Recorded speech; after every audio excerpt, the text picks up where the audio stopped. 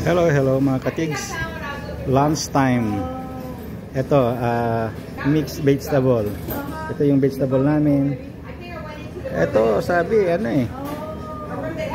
steak fries eh. Ewan ko bakit lagi steak fries. Ilalagay ko sa caption mamaya. Ito naman, beer buttered fish. Ito, baked chicken legs. Ang soup namin, hindi ko nagkakamali niyan, ay tomato soup.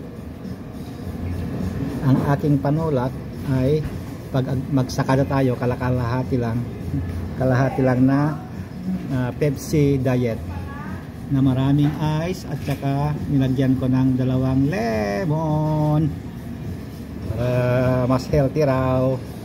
Kaya ngayon wala tayong antayin pa kundi kainan na mga katigigs.